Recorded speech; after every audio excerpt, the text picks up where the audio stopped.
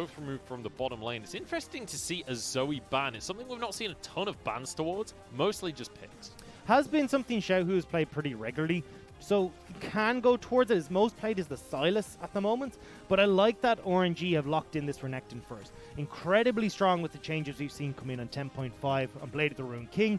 Renekton rushing that item can take over team fights and decide lane at the same time. And it suddenly makes that on pick as well a little bit scarier to go for when Blade of the Rune King is available. On the other side of the table, though, we see the Miss Fortune is going to be an Aatrox locked in alongside it, but they were hovering it before. Pantheon is available. It made it through the bans. It is a Doinb special, but it could also be them putting down the gauntlet. All right. Okay, that is definitely putting down the gauntlet. We mentioned it before. The Kaisa was one of the biggest picks in the finals back last year, and it was Uzi and it was Lwx both making huge plays. Now it's going to be Betty with his hands on the pilot wheel. And that's a lot to put onto the shoulders of Betty. This guy has got to live up to the hype that we saw from Lwx and Uzi in the finals, but he has locked it in. He knows what he's capable of, and now he's got to go up against Lwx and Crisp and show what he's capable of. I love that. It's not even meta right now. It's not even something people are I thought playing. it'd be Varus. I thought we'd go Varus. Oh, I love to see it. And we're going to see Crisp as well on his Leona, so he'll be very much looking to try and shut this Kaisa down. This lane will do a great job at that. You've got the double up to poke Kaisa, who's relatively short range when she tries to go for the CS. You've also got the Zenith Blade, which you can force this Kaisa away from the minions. So definitely Crisp and Lwx are set up for success in the bottom side. Now as we move on towards our bans, we do see FPX focusing on Xiaolongbao, taking the Lee Sin off the board. We have to bear in mind, Xiaolongbao is the rookie on the side of RNG, and his jungle pool is yet to be really tested.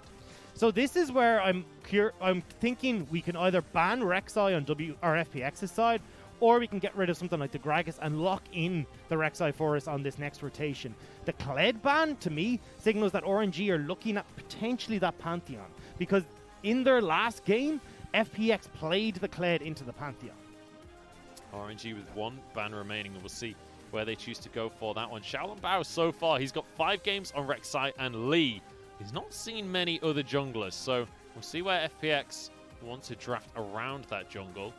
But they do still have to go for their mid laner on either side of the board, as well as RNG. Unsure where to go for this last ban. There's still a lot of thought that goes into this, and I don't blame them. This is a series that could make or break some of their later stage games, because you only get one shot against FPX. This is a single round robin, no do-overs, and RNG want to make sure that they're picking up the W in this game. Yeah. And we're going to see Tian grabbing himself that Sejuani, very similar to the Jarvan that we've been seeing a lot of. A lot of early game pressure, a lot of ability to influence the lanes. I would prefer to see RNG go for a Gragas. I think at this stage, you've got a lot of AD if you are considering going for that Pantheon as well.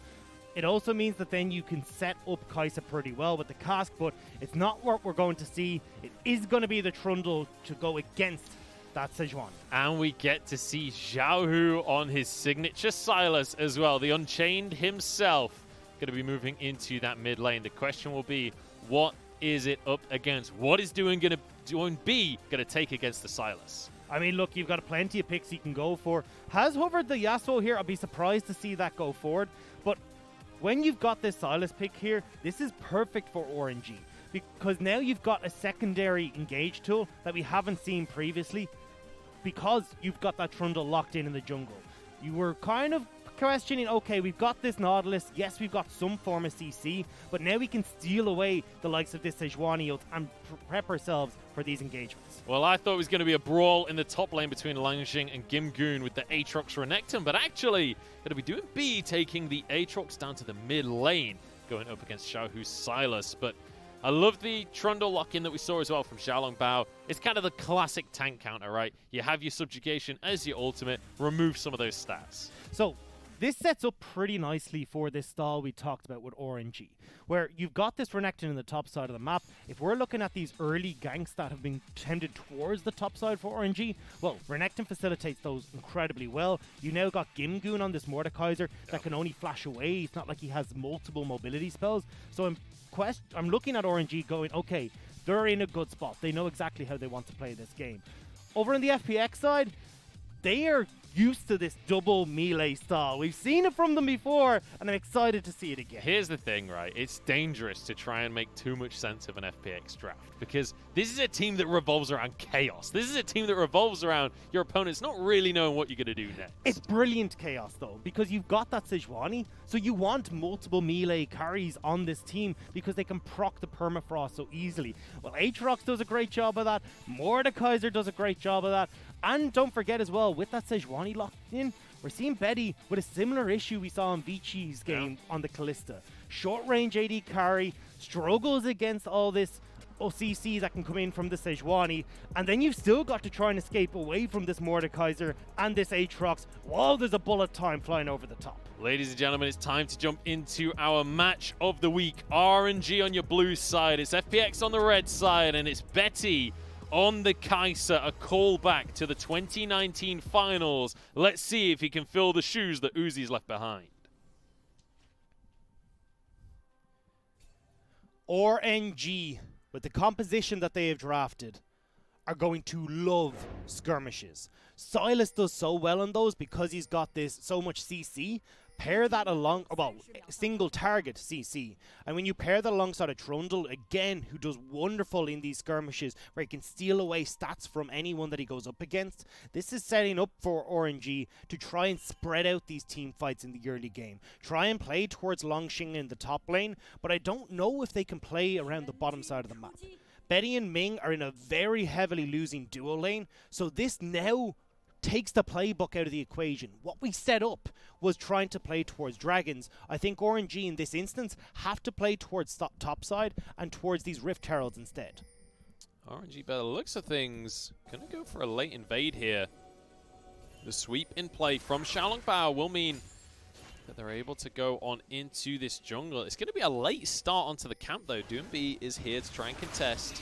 Langx gonna be there to hold him off. So RNG are trying to see if they can collapse on Gimgoon here. No stun from Langx. But I think that this is just a bait from Gimgoon. He knows he's not going to be able to get collapsed on. It's all slowing down the start. It's actually a brilliant move from FPX because Langx had moved towards the mid to go into a favorable matchup against the Aatrox and to let XiaoHu go off against Gimgoon in the top lane.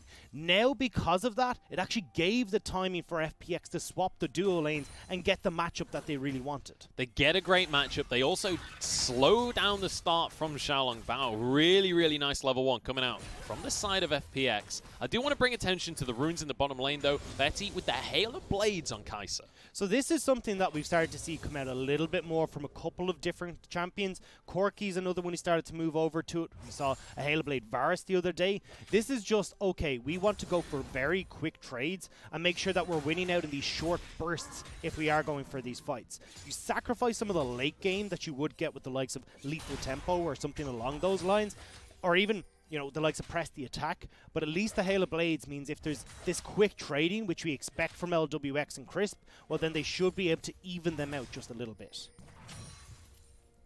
Well, we did see that FPX managed to find themselves their favorable lane matchups at the start of this game. And Tian has moved on up towards this top side of the map. Now, typically what we've seen is XiaoHu a lot of focus on towards the dragons, but quite often it's only once he's got his top lane ahead. XiaoHu in trouble here, gets away from the infernal chains there. You can see why FPX really wanted to get this matchup. The Aatrox does so well at punishing the Sylas early because you've got to approach the wave. You are able to get a bunch of these Dark and Blade procs off, and FPX are already moving in to make sure they can spot where XiaoHu will be and try and stop this early gank towards the top side. Tian not going to find any camps on the top side of this jungle though, so we'll just have to recall here. Obviously, can't. I was going to say can't go for a dive just yet, but he might be making this happen. XiaoHu is incredibly low, and you can see where XiaoHu has moved to. They're going for this. XiaoHu has the flash available and a TP from Doinb as well. It's going to be matched with a TP from the side of RNG. And very nicely done to deny the play. Langx here, stunned under the tower. Gimgoon's in trouble himself. Will be able to get the indestructible off. Keeps him safe for now. Tian very low. Langx isn't done just yet. This is 2v3, but RNG looking like they want to keep going. FPX will be forced to back away, but this is a big win for RNG. Not only did you turn around that gank, you've also got XiaoHu who's free farming this entire time. Picked himself up both scuttles, now moving into the enemy jungle as well. So RNG's jungler is off to a great start in this matchup. And XiaoHu, who started off with a bit of a CS deficit, gets to TP into this mid lane. There's a huge wave for him to collect as well. So very, very nicely done here by RNG. Despite the fact that there's no kills on the board, there's already been so much back and forth between these two teams. Yeah, Tian is in a dire spot right now. By just clearing the... are not clearing the whole way through. XiaoHu has been able to steal away that Gromp. Now looking to steal away the Wolves. Will be spotted by Tian. Now you have to look, though, who's going to collapse first, because it's going to be RNG who can move here with mid pushed in and bot lane pushed in. You got to see them moving on up as well, because Tian does not win that 1v1. Doinb looking for XiaoHu, though, and he's been found out alone. Nice dodge on the Zenith Blade. Still gets stunned, though, and that's first blood. Going the way of Doinb. Now the rest of the team's here as they get straight onto Lwx. Ming surviving. Blast Cone out to safety, but he's finished off. Doinb with a double, and he's looking for more as well. No way out for XiaoHu, and Tian finishes him off. Nobody from RNG moved. They had both lanes pushed in. In theory, it should be XiaoHu and Betty with Ming who can move over to help that. They're so late on the rotation that FPX beat them to the punch and they pick up the win.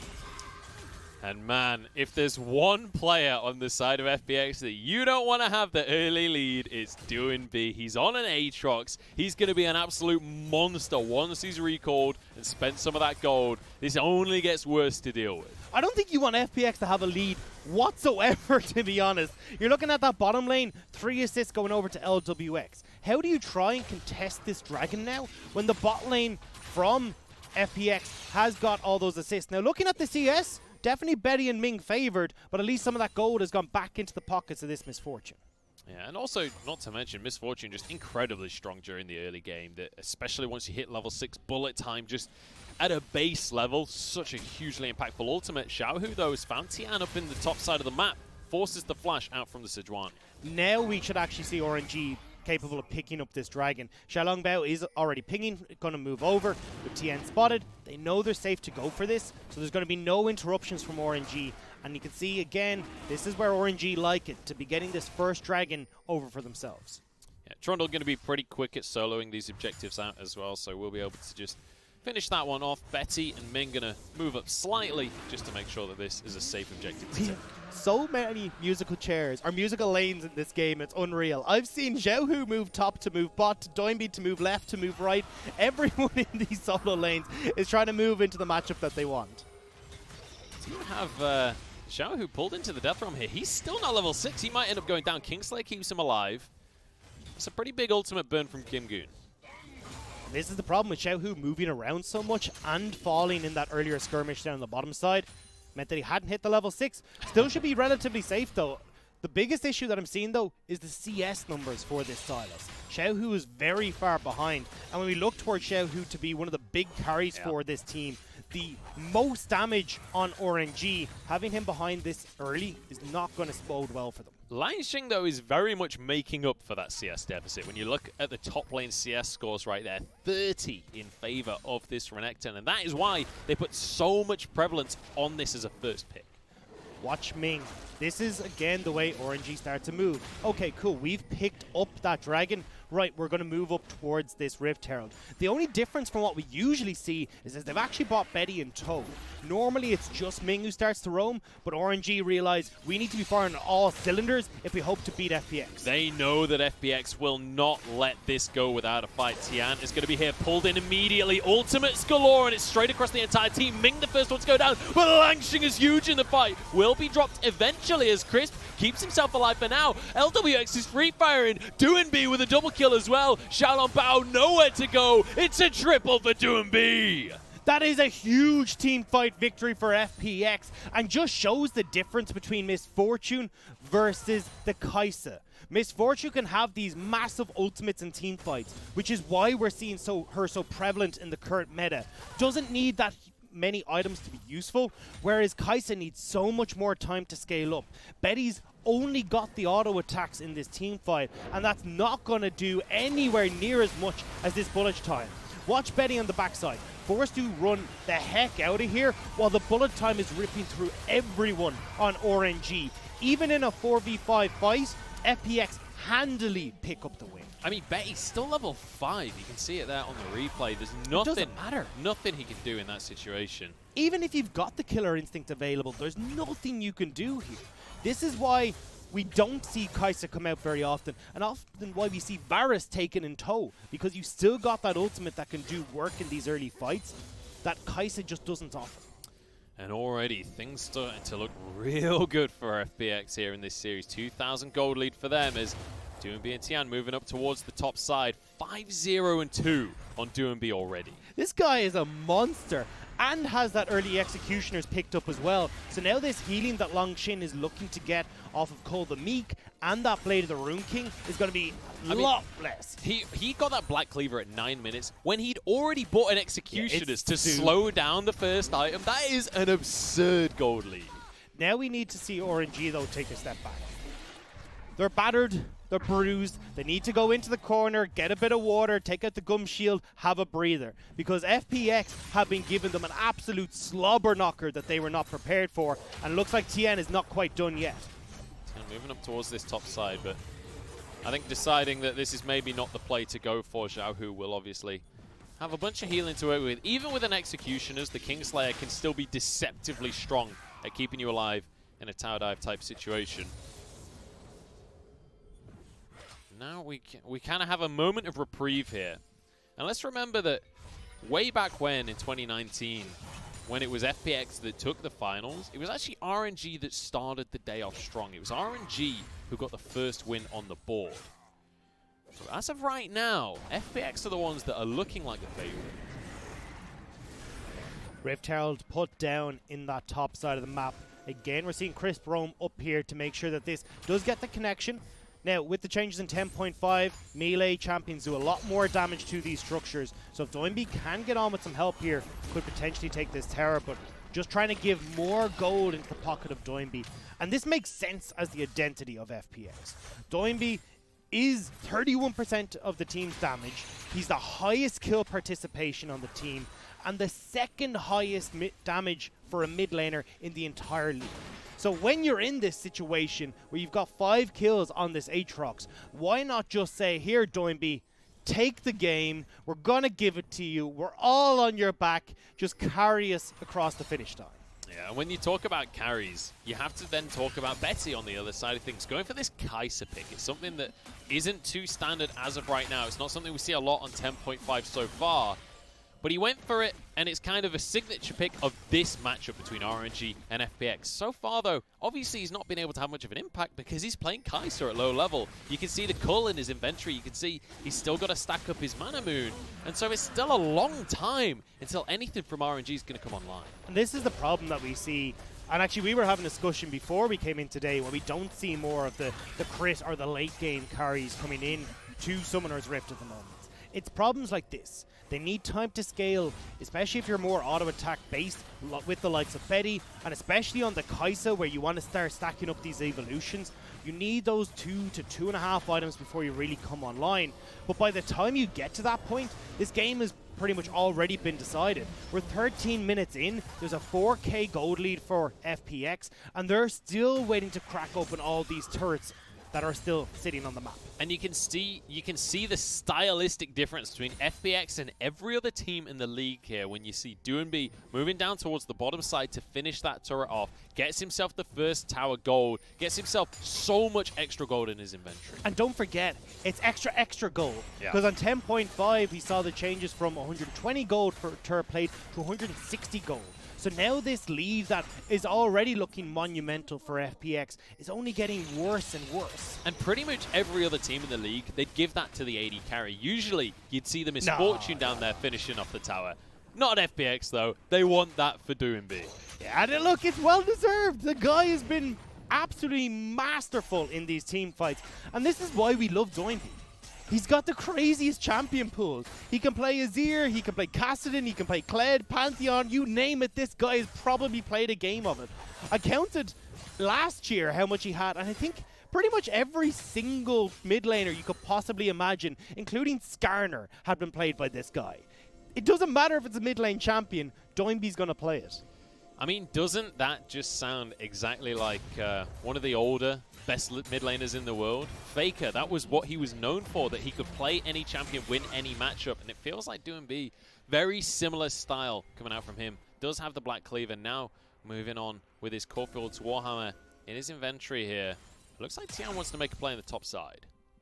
Lwx is here, Crisp is in behind them, and now XiaoHu is in a little bit of a precarious situation. Ming is trying to roam across, but FPX take a calculated step back and say, we don't want to go in overly aggressive here. We're still looking to collapse on this mid lane turret. And that's what really separates FPX as well, is that it's not just aggression. It's not just sheer chaos. It's controlled chaos. It's chaos that they are sowing, and they always know what the next step is. They know not to overextend. And this is where the next step is to start having Gimgoon and Doinb play out towards these side lanes. Double teleport on both of your solo laners. They've got long lanes now that they can play with. The solid leads that we've been talking about for Doinb. So shove out those waves, force RNG to collect them underneath the turret, and you can then have either Gimgoon or Doinb start to roam over. In particular, Gimgoon can roam towards this mid lane, take someone out of the fight, and force this 2vx amount underneath the mid lane turret. I want to take a moment here to talk about Langx as a player, because at the start of this season, Langx felt like a little bit of a weakling for RNG. He felt like one of these players that wasn't really being able to have too much of an impact in their team, in their environment. But more recently, he's really stepped up. And when you take a look at the CS numbers in this game, very much still the case. They got him this Renekton, this early game power pick, and he is farming up a Storm. He's going to get so strong as we get towards these mid-game skirmishes. But it's XiaoHu who's been caught out in a skirmish right here, and he knows he can't fight. He's not even going to try, just dashes under the tower. So now FPX know they've got the man advantage. You force XiaoHu back. He needs about 30 seconds before he can get onto the map. So what do FPX want to do at that time? Rift Herald is spawning in just a few moments, and that seems to be the port of call here. We'll still give them the opportunity to back and make it down towards this dragon in just over a minute as well. Just look at the gold right now. We're at a 5,000 gold lead. There's 16 minutes into the game. That is just insane. And against RNG, no less. It's not like this is a bottom-of-the-table team. This is FPX just dominating in the early game. But it's impressive that RNG have managed to slow things down a little bit here. They're not going to contest things like the Herald because they know that there's just no way right now. They need to come back into things later on. I say that, they're going to make a play down towards the bottom side. Gimgoon getting dived right now. Will pull Langx into the Death Realm. That's going to be just about it for now. In the meantime, we see FPX dropping the Herald in the mid lane. There's a turret, a pillar, sorry. And Langx will get the kill. Now, actually, it was a Herald in the top lane. They're pushing manually in the mid lane. FPX, they're just going to take the entire map. This is an awful call from RNG. They commit so many members to the bottom side, and Gimgoon survives for so long that they're trading turrets all over the place. Not only with this Rift Herald get the tier 2, gets a charge onto the inhibitor turret, they've cracked open the mid.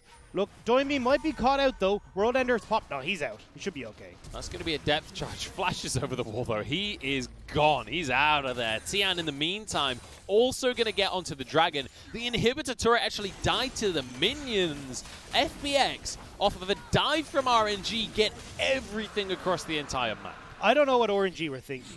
This is like the Mordekaiser special, is delaying and letting your team do work elsewhere. Pull someone into the Death Realm, you're underneath the tower so nobody's able to tank it up. And the FPX have run of the map. I don't know what RNG are thinking. And there we go, Doinb now finishes off that death stance as well. At 18 minutes, he's got 2 tier 3s as well as his boots, and the Executioner's calling. I mean, you couldn't be happier with a scoreline when you're doing that, and especially in such an important series. Having this head-to-head moving towards the end of the season, this could be a tiebreaker later on. Well, perhaps not if RNG keep playing like this. Well, this is, especially for FPX, a must-win. Because when we look at the teams that are top of the table, they've already lost to E-Star.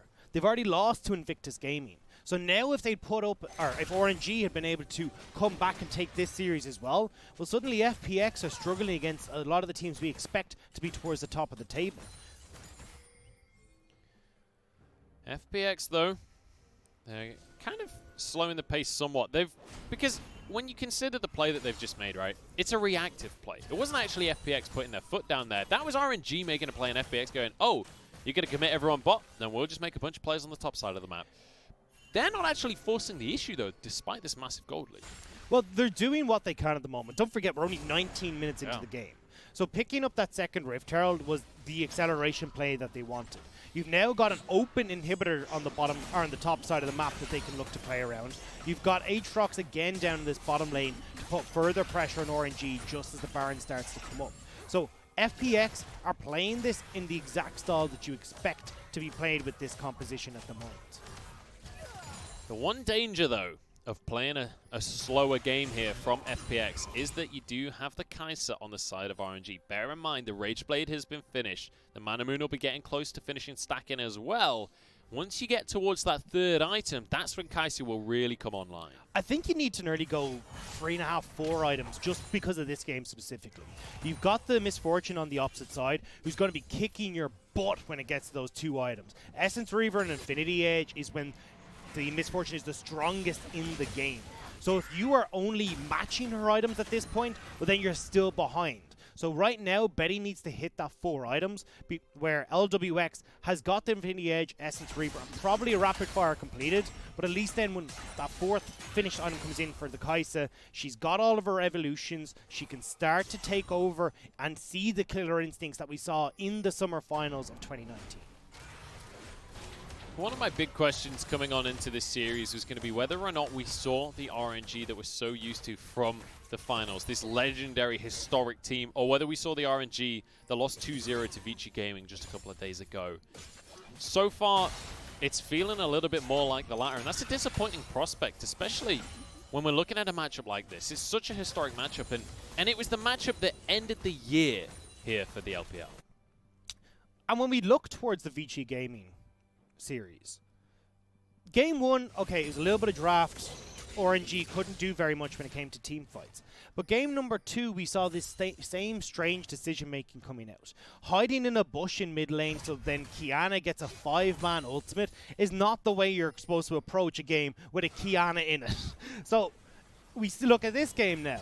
Yeah. They go for this play towards the bottom side, where Mordekaiser can delay for ages. It's not respecting what these champions are renowned for and being punished by the enemy team for it. So RNG, I think at this stage, have to start looking at how do we actually respect what these champions are capable of, instead of making a play and not considering what the enemy is locked in. It almost feels like making a play because you feel like you need to make a play, as opposed to figuring out what the smart thing to do in this situation is. And I mean, if you're going to do that against FPX, if any team is going to punish you for it, it's this squad right here.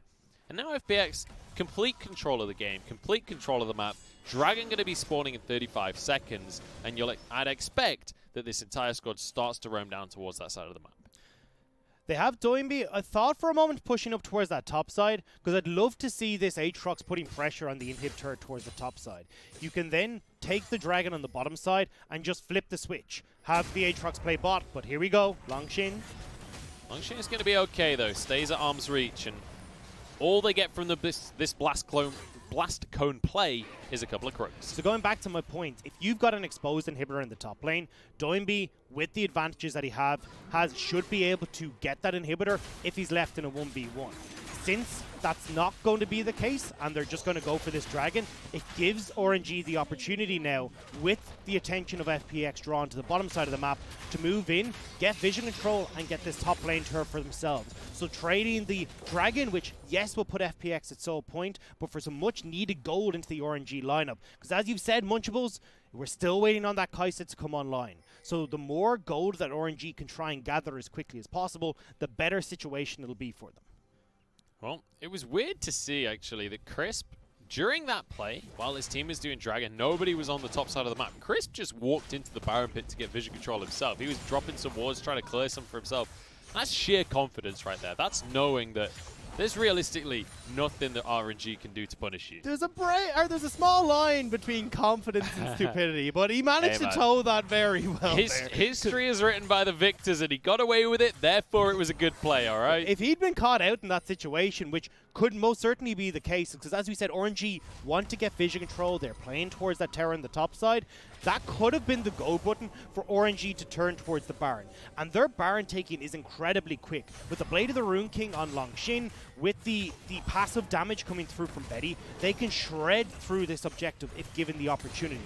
So FPX needs to be very careful about these wayward roams by themselves, because if RNG can catch them out, this could give the opportunity to RNG to come back in this game. The gold lead has been diminished a little bit. It was getting on towards 5,000 earlier on in the game, now closer to 4. As Betty continues to scale on up. And we have to mention as well, Sylas does scale very well towards the later stages of the game, depending a little bit on which ultimate you're going to find for yourself, but certainly has some pretty decent scalings. Not really his biggest strength as a champion, but we'll have to see what the play for RNG will be, though, if they can find a way back into this game. Because, sure, you've stalled for now, but what's the next step? At the moment, they're pretty happy with the way things are going. You've got Langx in the bottom lane going up against Gimgoon, which is his perfect opponent. He's 2 levels above this Mordekaiser. The Blade of the Rune King and the Black Cleaver will help him shred through the Mordekaiser as well. So the Renekton Langx is perfect to go into this bottom side. Doinb, though, is trying to stay with the team because he's the big carry. Instead of utilizing the plays on the bottom side of the map where maybe he can put some pressure on towards a tier 2, they're calling, we want this Aatrox there at the start of the fight, because if we can burst out the likes of XiaoHu or Betty, well then we win the team fight anyway. So we want Aatrox with us at all points in time. Well, it's 2 minutes now until that extra Ocean Drake will spawn. And if FPX can get it for themselves, that would be the Ocean Soul. And I think with an Aatrox that's this strong, that's already got a Sterix, already got a Death Stance, if he can get an Ocean Soul as well, I'm not sure that you ever get to kill him again. I'd be very surprised if FPX get this dragon, at least easily. Because I feel with Langx pushing in this bottom lane, forcing Mordekaiser back, you can just quickly 2-man this and then still keep control around Baron. FPX are going to be looking to juggle the control between the dragon, possibly gifting over a second dragon to RNG, because in the long run, it doesn't really make a difference, because if you get full control around this Baron, well then you can open yourself up to go for picks with Tian, with Doinb, and try and utilize the advantages that you've gotten from these early dragon pickups. I want to very quickly mention that Betty, we talked about it earlier, he's hit his 3-item spike, he's got the Nash's Tooth, his Muramana is now stacked up as well. Betty is going to start to hit hard. He's getting to the point where Kaisa becomes an actual champion, not just a large minion. And this is an issue, because we have seen FPX struggle now to force any objectives. And I think the biggest reason we're seeing this is because they have Doinb with them at all points in time. Doinb needs to go up against Langx because of the discrepancy in levels between the Renekton and Gimgoon's Mordekaiser. Doinb is still with this team though, and that means they can't push the advantages they've gotten early, giving more time to RNG to scale up, get more items in their back pocket, and you can already see the stopwatch there as well for Betty. This big team fight that's going to be coming up, they've got extra resources that RNG can use to delay the fight, give Betty another opportunity to come back in, and looks like moving up towards that GA as well, because Betty is going to need it most certainly in these coming team fights, and giving the opportunity for RNG to have a reset button could mean everything. Well, you said FPX wouldn't put too much priority on this dragon, but it looks like they're going to be trying to fight for this objective after all. All 5 members going to be here. We could have a fight on our hands. While they're battling over this though, RNG could push the mid lane. This is why FPX are starting it instantly. They want to tear through it. Here we go. 5v5 it is. Xiaolongbao jumps straight onto the pit. Doinb's in the backline, but Killer Instinct from Betty gets straight onto Tian. The Ocean Soul was taken by FPX. Bullet time does nothing. That's going to be 1 kill going the way of the Sylas. XiaoHu trying to do work, but Doinb is doing everything right now. XiaoHu jumps out. It's only 1 kill, but it's a Dragon Soul for FPX. Gimgoon took Xiaolongbao out of the engagement. No opportunity for the steal to come in. And with that, the healing is too much from FPX. Even with Betty flying into the back line to assassinate Lwx, there was nothing left in the tank for RNG when the regeneration started. Such strong team fight prowess here from the side of FPX. And I mean, it felt like the health bars just wouldn't go down. And they couldn't. Once that dragon comes into play, it's such a strong regeneration on the low health carries. Yes, Lwx goes down, but Betty, the big consistent damage on this team, is forced out of the pit. And you can see XiaoHu here as well, struggles the second everyone's gone. He's like, guys, I need some help. I've been left on my own. And FPX now with a very commanding lead in this game. And one of the biggest strengths that RNG has during these team fights is Langx right now on the Renekton. But when you've got Executioner's callings across the entire squad here for the side of FPX, suddenly that Call to Me doesn't heal him anywhere near as much as he'd like. FPX have also picked up a lot of other crucial items that just off of that play. You've got GAs now on both Lwx and Doinb, so you've got to kill these both twice now. Gimgoon as well is looking pretty happy with the Zhonya's and that Kindle gem to give the extra cooldown that Mordekaiser definitely needs. Well, FPX get the ult onto Ming here, but the bait from the Baron is not going to work out for them. That's just going to be the Sejuani ult baited out. Nice answer from RNG. It was a teleport, though, from XiaoHu. Look at the regen, though. Tian took a bit of damage in that fight and already getting up towards that full health again. This is an insane amount of regen, and Langx is a little bit far from home. I don't know if you can win this one, Langx. He's going to do his best in this situation. Conqueror coming out. World Ender pop from Doinb as he gets the knockups, gets the crits onto them with those sweet spots. Xiaolongbao here, though. Good answer from RNG, once again tempering the pressure from FPX. So, World Ender's down, you've got the Glacial Prison down from Tian as well. RNG are still ready to fight on all fronts. This is why they're now pushing in towards the mid lane, but the Baron has been started by FPX. Look how fast they burned through that health bar as well. We do have XiaoHu. He's got the Glacial Prison on hijack right now. Xiaolongbao can't get to the Baron though, and it's taken down by FPX. Now for a team fight. Big ult going down onto Doinb. Still got some health to work with. Popped into GA now. In the meantime, Langx taken down in the backline. Gimgoon survives with his Zhonya's. Xiaolongbao has to back away. The bullet time. The Glacial Prison's back up, and it's a kill for Gimgoon. RNG left to run to the hills. All three of them back away, but immediately FPX towards the mid lane. And towards the top as well. Gimgoon is already backed and started that TP. They want to crack open every inhibitor turret and inhibitor in the base of RNG.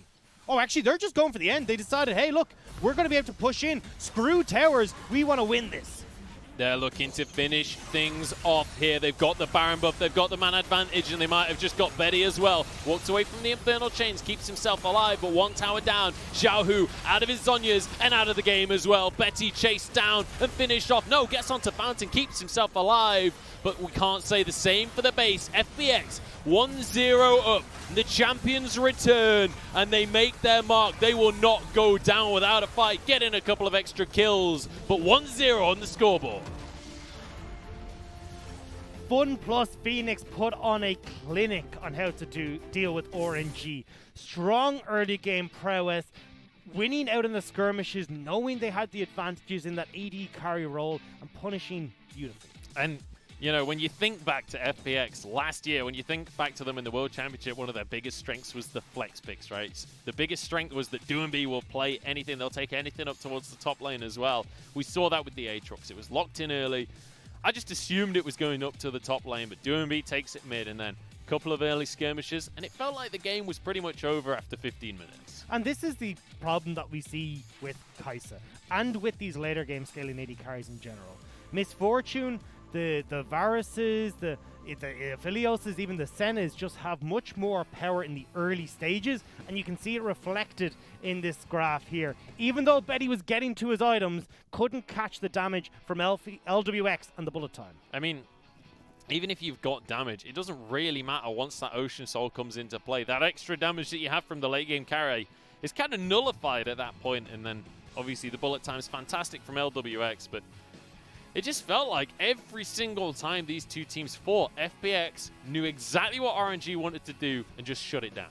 The problem was that XiaoHu and Langx weren't big enough to carry through these early team fights. And when you're looking towards Dragon Souls and Elder Dragons coming on about the 30 to 35 minute mark in some cases, having these AD carries that are scaling too late doesn't give you the opportunity to fight early to make sure you're the one going into the advantage. So when you're already starting on the back foot, you're still waiting for these items to come in. You give too much control across. It's exactly what we saw here. And even though in the late game that would have been a great composition to run, we never got to that point. I think one of the biggest things when you take a look at the draft on your screen as well is, I love the pick from Betty, right? The Kaisa. It's a callback to the finals. It's saying, look, anything Uzi can do, I can do better. It's not the case right now. And ultimately, I don't think that this is an AD carry that you can really prioritize on 10.5. It didn't really show up at all in this game. He was just farming the whole time, and then once we got to that late stage, couldn't have the impact. You got to think RNG going into the draft next time, they've got to rethink the strategy. As well, I'd like to give a big shout out to Gimgoon, because even though the Mordekaiser fell behind early with all the swapping and changing and everything that was going on, ulting the Trundle every single time, making sure XiaoHu could not get near any of these objectives, made it so much easier for FPX in those later game fights where these objectives become so crucial to secure every single one of them. It got them the Ocean Soul. It made sure there was no 50-50 for the Baron. So this is where FPX were already thinking several steps ahead. Well, we were saying that this matchup would be chaos versus order, but honestly, I didn't feel so chaotic from FPX. Couple of early skirmishes, and then an iron fist-like grip on the game for the rest of that one. We'll see if RNG have anything to say about it as we